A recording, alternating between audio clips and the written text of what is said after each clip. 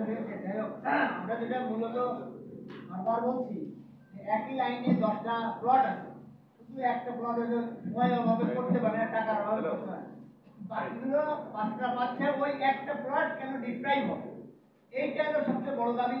আর একটা হচ্ছে যে সরকার যদি কোনো এলাকা আবাসিক জোন গড়ে তোলে সেখানে একটা নীতিমালার মাধ্যমে করতে পারে, কিন্তু যেখানে পূর্বে থেকেই যেভাবে অবস্থান আছে সেই অবস্থানকে ব্যত্যয় ঘটিয়ে যদি শুধু একজনের শুধু বঞ্চিত করা হয়, তার বসবাস করে তোলা হয়, তার মালিকানাকে হস্তক্ষেপ করা হয়, সেক্ষেত্রে আমাদের চরম আপত্তি আছে। এবং আমাদের প্রশ্ন হচ্ছে যে রাজুক থেকে দেখা যায় যে কোনো এলাকায় বিল্ডিং করতে গেলে যেখানে রাস্তা নাই, যেখানে 10 ফিট আছে সেখানে তো 20 ফিট একটা ছবি অঙ্কন করে বুঝের বিনিময়ে সেই সমস্ত বিল্ডিং পাস করা হচ্ছে। আসলে এটা সম্পূর্ণ অনিয়ম।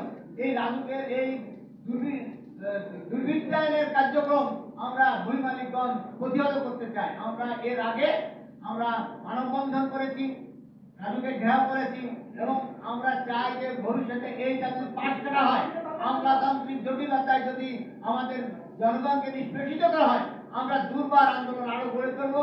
আমরা দরকার হয় রাজুকটা আমরা সর্বশক্তি দিয়ে জনগণ নিয়ে আমরা ঘেরাও করবো। এটা কখনোই আমরা এই জনবান্ধব নীতির বাইরে কোনো নিয়ম পাশ করতে আমরা দিব না। অবশ্যই অবশ্যই আমি বলছি যে কোনো আইন করতে গেলে সাধারণত যারা ভুক্তভোগী তাদের তাকে ডেকে একটা আলোচনা করে সুবিধা অসুবিধা জেনে সেই আইনটা করা উচিত।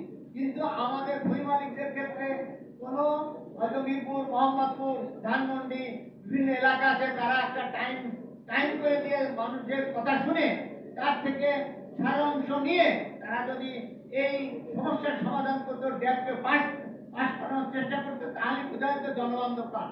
নিজেরা এসির ভিতর ঢুকে থেকে নিজেদের চিন্তা ভাবনা, জনগণের কথা না বলে নিজেদের চিন্তা ভাবনায় এই সমস্ত আইনগুলো পাস করা হচ্ছে, যা পরবর্তীতে ভালো আইনের পরিবর্তে কালো আইনের সৃষ্টি হচ্ছে।